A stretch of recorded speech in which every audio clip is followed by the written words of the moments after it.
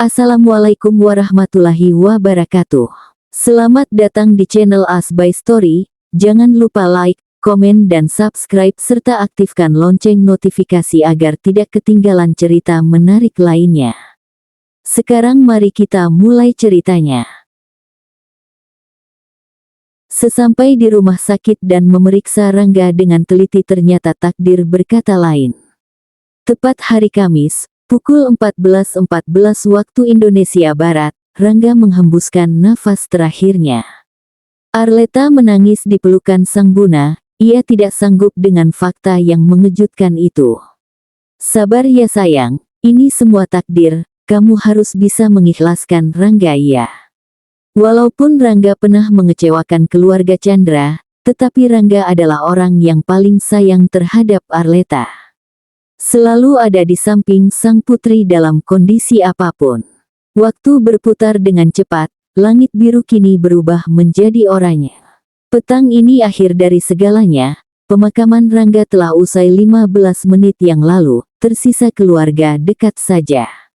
Arleta terdiam, ia menangis dalam diam.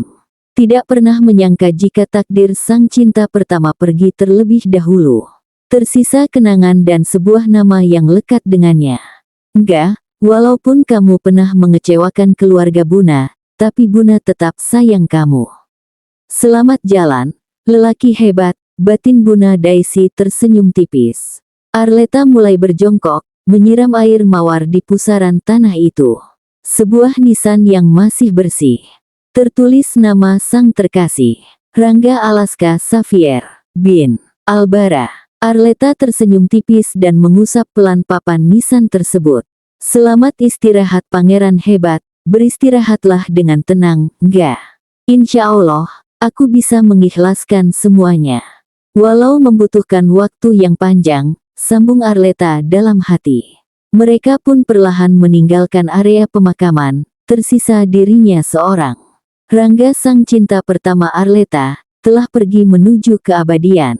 Selamat jalan Rangga, selamat beristirahat yang tenang. Plak, plak, ngapain lo ngadu ke papa, ARLETTHA. Kesal Arga mengebu-ngebu. Baru saja Arleta mendapatkan duka, kini dirinya mendapatkan luka. Gue cuma nampar lo pelan. Kenapa bokap gue sampai tahu?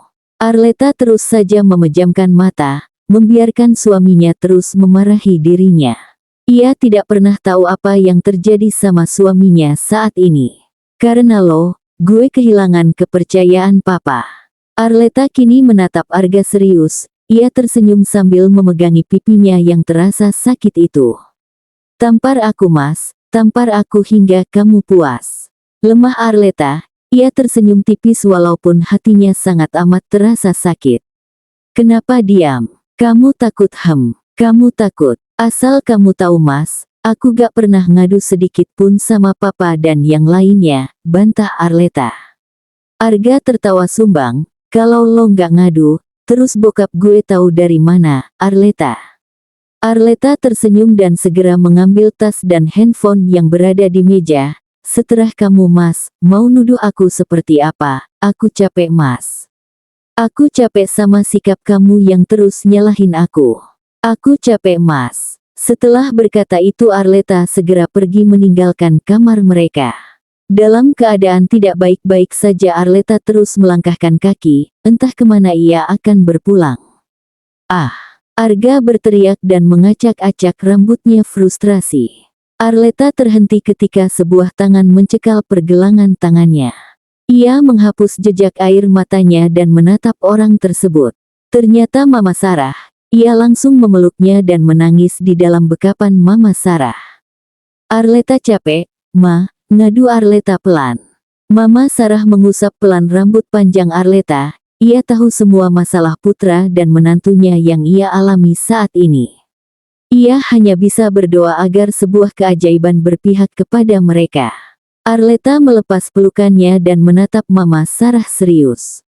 Mah, Arleta titip Mas Arga ya.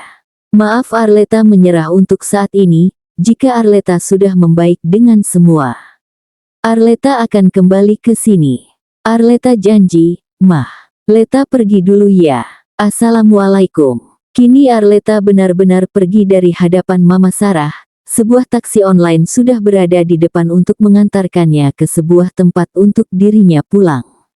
Brengsek, Bang sudah, jangan sakitin Mas Arga, Arleta mohon, lirih Arleta kepada sang kakak. Ia memutuskan untuk pulang ke rumah sang kakak yang berada di Bogor. Ia tidak mau jika sang orang tua mengetahui jika putri semata wayangnya diperlakukan tidak baik oleh sang suami. Gak bisa gitu, Dek. Itu sudah termasuk KDRT. Abang gak sudi melihat adik abang disakitin sama orang gila kayak Arga. Arleta menangis dan memohon kepada sang kakak, Bang, please beri Mas Arga waktu untuk sadar dengan masalahnya. Arhan menghembuskan nafasnya panjang, begitu baik sang adik memaafkan kesalahan suaminya yang hampir fatal itu. Tak hanya itu, Arhan mengetahui jika Arga hampir menyelakai sang adik dan kehilangan janin. Kalau itu mau kamu, abang gak bisa maksa, Dek. Lebih baik kamu istirahat, besok kita akan pergi. Setelah mengucapkan hal tersebut, Arhan pun meninggalkan Arleta sendirian. Arleta tersenyum tipis dan menyenderkan tubuhnya pada sofa yang tersedia. Ia mengeluarkan handphonenya dan mengirimkan sebuah pesan untuk seseorang. Dek, panggil Arhan sambil mengetuk pintu kamar yang ditempati adiknya sementara. Dek, sarapan dulu, ajak Arhan tapi tidak mendengar respon dari adiknya. Abang buka ya. Izin Arhan sambil membuka kenop pintu kamar tersebut. Sepi tidak ada siapapun, bahkan tempat tidur sudah sangat rapi. Arhan segera mencari ke toilet dan ke sekeliling kamar, namun tidak menemukan keberadaan adiknya. Di mana adiknya berada? Papa, kok buku Cila ada di sini? Bingung Arshila yang menunjuk sebuah buku dan pulpen yang berada di atas meja. Arhan pun menghampiri dan mengambil sebuah kertas yang diselipkan di buku tersebut. Sebuah tulis tangan yang ia kenali. Bang, maaf Arleta harus pergi. Maaf sudah merepotkan abang, Arleta butuh ketenangan bang. Jika Buna dan Papa tanya keberadaan Arleta, abang bilang saja sedang menginap di rumah sahabat jauhnya. Arleta janji akan kembali. Salam untuk keluarga bang, Leta pamit. Arleta. Setelah membaca surat bertulis tangan itu, Arhan terdiam. Ia mengambil handphone miliknya yang berada di saku celananya. Dirinya mencoba menghubungi nomor adiknya, ternyata tidak aktif. Papa kenapa? Kok nangis? Khawatir putri kecil Arhan. Arhan tersenyum dan menggendong Arshila. Papa gak papa kok, kita ke rumah nenek ya. Arshila memangguk semangat dan bersorak gembira. Asik ke rumah nenek, lihat ikan. Arhan tersenyum melihat putri kecilnya yang tampak bahagia itu. Walaupun pikiran Arhan saat ini sangatlah cemas keberadaan adiknya saat ini. Kamu di mana Arleta? Jangan lupa kembali jika hati dan pikiranmu tenang. Maafin abang, Let. Abang harus jujur dengan Buna dan Papa, batin Arhan sambil melangkah keluar kamar tersebut untuk menemui sang terkasih di bawah sana. Pagi menjelang siang, suasana di dalam ruangan ini tidak seperti biasanya. Terdapat wajah amarah dari salah satu yang berada di dalam tersebut. Kenapa abang gak bilang sama Buna? Kesal Buna Daisy kepada anak pertamanya. Setelah mendengar cerita masalah Arleta selama ini, semua terlihat kesal dan kecewa. Arleta meminta abang untuk tidak diberitahu Bun, maaf. Ucap pelan Bang Arhan sambil menunduk. Sudah berapa lama Arga lakukan itu kepada adik kamu, Arhan? Kini Papa Yuda bersuara, terdengar dari nadanya yang tidak amat suka malaikat kecilnya disakiti. Abang tidak tahu, Papa. Yang pasti saat kejadian Arleta tidak sengaja menjatuhkan sebuah foto cinta pertama Arga. Arga selalu marah dan berakhir seperti ini, Papa. Papa Yuda mengembuskan nafasnya kasar, ia segera berdiri dari tempat duduknya.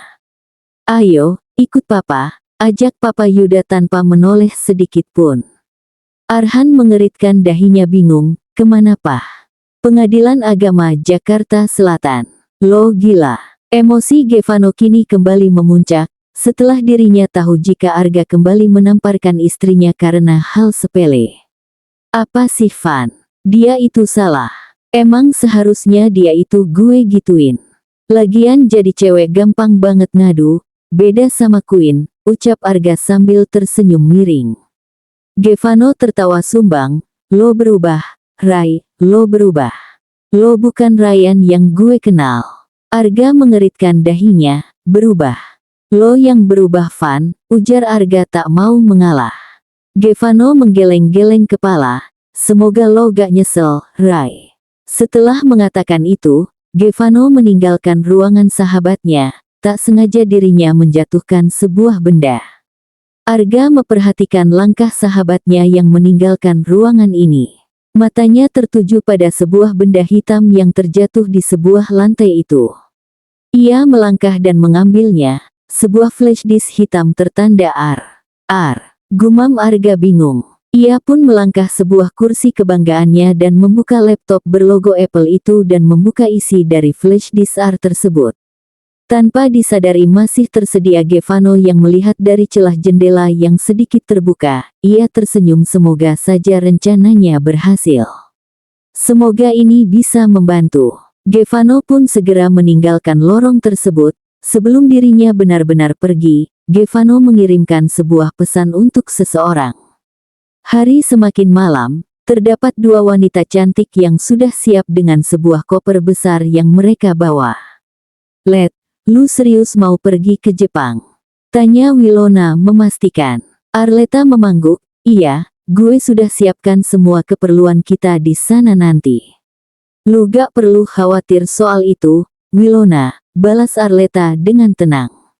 Bukan itu masalahnya, Let, cegah Wilona sebelum mereka masuk ke dalam Bandar Udara Soekarno-Hatta. Apa lu gak mau selesaikan masalah ini baik-baik? Sambung Wilona sambil menyamakan langkah Arleta. Gue akan selesaikan masalah ini baik-baik. Tapi gak sekarang, Will. Wilona berhenti sejenak, apa dengan lu pergi ke negara orang itu bisa menyelesaikan masalah? Enggak Leta. Arleta terhenti, terus gue harus apa, Will? Apa gue harus diam dan menerima semua rasa sakit ini? Gue punya malaikat kecil yang harus gue jaga, Wilona. Setelah mengatakan itu air mata yang sedari tadi ia tahan kini keluar dengan deras. Wilona segera berlari dan memeluk sahabatnya itu dari belakang. Seterah lu mau ikut gue atau enggak, Will? Gue gak akan maksa, ujar Arleta tanpa menatap ke arah manapun. Wilona menggeleng pelan, enggak, gue akan terus ikut lu. Karena lu sahabat satu-satunya gue, Let. Maaf soal tadi. Arleta tersenyum lalu menggeleng pelan. Gak apa-apa, ayo masuk, takut telat. Mereka pun masuk sambil menggandeng tangan. Waktu terus berputar, jam dinding menunjukkan pukul 21.30 waktu Indonesia Barat. Malam hari ini, Arleta memutuskan untuk pergi ke Jepang, di mana di sana dirinya akan menenangkan pikiran untuk beberapa hari dan menjaga buah hatinya. Lu gak main HP, Let? Tanya Wilona yang merasa aneh dengan sahabatnya itu. Sejak tadi siang, Arleta sama sekali tidak memegang handphone. Enggak. Wilona memangguk paham dan diam-diam dirinya mengirim sebuah pesan tapi nomor Arleta tidaklah aktif. Ia sudah tahu jawabnya saat ini. Ia pun diam dan memasangkan earphone kepada telinga kanan Arleta. Irama musik berputar, lagu itu menggambarkan kondisinya saat ini. Lagu Putus atau Terus yang dipopulerkan oleh Judika. Wilona tersenyum dan menggenggam tangan Arleta dengan erat. Apapun keputusan lu nanti, itu pilihan lu, Let. Lu yang jalani selama ini. Tapi gue mohon, tolong jangan berakhir begitu saja. Arleta tersenyum dan menyeka air mata yang hampir terjatuh itu. Thanks you, Will. Mah, Arleta kemana? Dari tadi papa gak lihat keberadaannya, ujar Papa Rashid kepada Mama Sarah yang sedang merapihkan lemari. Mama Sarah terdiam, ia tak mampu untuk menjawab hal ini. Mah, kok diam? Apa ada masalah? Mama Sarah segera menghampiri Papa Rashid dan langsung menangis begitu saja. Papa Rashid bingung ada apa ini. Ia pun menenangkan sang istri sekuat tenaganya. Mah, cerita sama Papa, ada apa? Ryan Pah, Ryan melakukan hal itu lagi, curah Mama Sarah setelah sekian lama dirinya menangis. Papa Rashid tidak paham ada apa ini. Apa putra semata wayangnya melakukan hal yang berbahaya? Tidak lama notif handphone miliknya bergetar tanda pesan masuk, sebuah email milik putranya dari Pengadilan Agama Jakarta Selatan. Pengadilan Bandar Udara Internasional Tokyo, Jepang. Baru saja melandingkan pesawat Garuda Indonesia G847 dengan selamat, tepat pukul 8.50 waktu Jepang. Terdapat dua wanita yang sedang mendorong sebuah koper menuju tujuannya selanjutnya. Kita mau kemana lagi, Let? Tanya Wilona bingung, sedari tadi ia terus saja berjalan tanpa tujuan. Hotel, balas Arleta dengan santai. Dirinya sudah mempersiapkan secara matang untuk kepergiannya saat ini, bahkan dirinya tidak mengetahui jika di Indonesia sana terdapat sebuah masalah. Mereka terus berjalan hingga tiba di sebuah tempat di mana banyak taksi dan kendaraan lainnya. Mereka pun berjalan dan mendekati salah satu pemilik taksi terdekatnya. "Excuse me, sir," ucap Arleta menggunakan bahasa Inggris, dirinya tidak begitu mahir dalam bahasa Jepang. Walaupun beberapa tahu, ia takut akan salah mengucapkan hal tersebut. "Permisi, Pak." Pemilik taksi itu menoleh pada Arleta dan Wilona, matanya yang sedikit sipit dan memiliki tubuh yang tinggi. Tertanda di sebuah baju yang ia pakai, bernama Ryu Akira. "Can I help you?" tanya pemilik taksi itu sambil melihat sebuah koper yang dipegang Arleta maupun Wilona. "Bisa saya bantu?" Arleta memangguk sembari tersenyum tipis. "Yes, can you take us Hotel Shinagawa Prince?" "Ya. Bisakah kamu mengantarkan kami ke Hotel Shinagawa Prince?" "Sure, come here," ajak pemilik taksi itu kepada mereka, untuk segera diantarkan ke Hotel Shinagawa Prince yang terletak di kota Shinagawa yang tidak terlalu jauh dari bandara tersebut. Arleta maupun Wilona pun segera menaiki taksi khas Jepang tersebut, sementara barang yang dibawakannya itu dimasukkan ke dalam bagasi mobil oleh Pak Akira. Perjalanan dari Bandar Udara Internasional Tokyo, Jepang ke Hotel Shinagawa Prince membutuhkan sekitar 30 menit. Selama di perjalanan, dirinya hanya memandangi kota Tokyo yang sangat indah ini. Di sebuah ruangan dengan pendingin ruangan yang cukup kencang, terdapat seseorang yang sedang membuka sebuah flash disk hitam yang tertanda R. Arga sudah menanyakan kepada Bino maupun Gevano, tapi tidak ada satupun yang mengenalnya. Sebuah file yang diberi nama Hari Bahagia R membuat Arga semakin penasaran, entah ada apa dirinya sangat tertarik dengan dokumen tersebut. Begitu banyak foto dan video seseorang yang memakai baju pengantin senada berwarna putih. Ia sampai terkejut jika seseorang di dalam foto tersebut adalah dirinya dan Arleta. Namun ia tidak pernah mengingat apapun. Video berputar, hingga terdengar sebuah lantunan ijab kabul yang membuat kepalanya semakin sakit. Bayang-bayang pada video tersebut berputar begitu kencang dari benaknya. "Ah, sakit," rintih Arga sambil memegangi kepala yang terasa perih. Pintu terbuka, terlihat Albino yang sedang membawakan berkas untuk ditandatangani oleh Arga, namun Albino malah melihat atasannya yang kesakitan seperti itu. "Pak." Pandangan Arga semakin buram dan tidak jelas, tak lama pun dirinya tidak sadarkan diri di atas meja. Segera Albino meminta salah satu karyawan dan membawakan Arga ke rumah sakit terdekat. Waktu makan siang sedang berlangsung, di sebuah restoran mewah tempat ruangan tertentu terdapat dua pria parubaya yang sedang bersatu di sebuah meja besar. "Yuda, saya mohon beri waktu Arga kesempatan sekali lagi. Dia seperti itu karena belum begitu banyak yang ia ingat," bantah Papa Rashid di sela-sela makan mereka. "Tapi putramu sudah membuat putri kesayanganku terluka, bahkan cucuku hampir terluka karena ulah putramu, Rashid," ujar Papa Yuda dengan nada tidak suka. Tak lama kemudian sebuah dering handphone berbunyi nyaring dengan keras membuat mereka menatap layar tersebut. "Albino," ucap Papa Rashid memberitahu. Papa Yuda memangguk dan mempersilahkan sahabat lamanya mengangkat telepon tersebut. Papa Rashid terdiam dan menatap Papa Yuda yang sibuk memakan makanan yang ia pesan. Setelah percakapan itu berakhir, Papa Rashid kembali duduk dengan perasaan yang gelisah. "Kenapa?" tanya Papa Yuda yang tahu dengan ekspresi sahabatnya. "Ryan pingsan, dan sampai sekarang belum sadarkan diri," ucap Papa Rashid menatap Papa Yuda. "Aku harus segera ke rumah sakit untuk memastikan putraku. Aku minta tolong sama kamu, Yud, tolong jangan ikut campur urusan mereka. Biarkan mereka selesaikan dengan baik.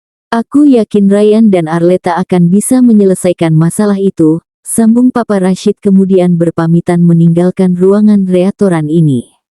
Di ruangan dengan berbau khas obat, Arga terbaring lemah. Perlahan iris matanya menerima cahaya lampu dengan baik hingga terbuka sempurna.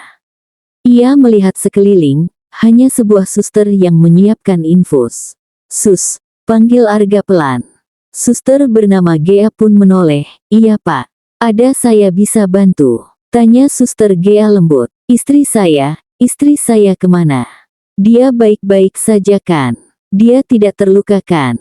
tanya Arga dengan begitu banyak. Bahkan Suster Gea tampak bingung. "Tenangkan pikiran Bapak, biar saya panggilan Dokter Kim," izin Suster Gea dan meninggalkan ruang rawat Arga. Tak membutuhkan waktu panjang, Dokter Kim dan Suster Gea sampai. Segera Dokter Kim memeriksa Arga dengan teliti. "Dok, istri saya kemana? Dia baik-baik saja kan? Dia tidak terluka kan Dok?" tanya Arga dengan cepat. "Tenang ya Pak. Bapak baru saja mengalami pemulihan ingatan. Bapak harus tenang dan berpikir secara perlahan," ujar Dokter Kim menenangkan Arga. Tak disangka, Arga membuka selang infus begitu saja hingga tangannya terluka. ARLETTHA. Dokter Kim pun segera meminta Suster Gea untuk memanggil keluarga dekatnya, sementara Arga diberi obat penenang. "Arleta, kamu di mana?" lirik Arga sebelum matanya benar-benar tertutup sempurna. Bersambung.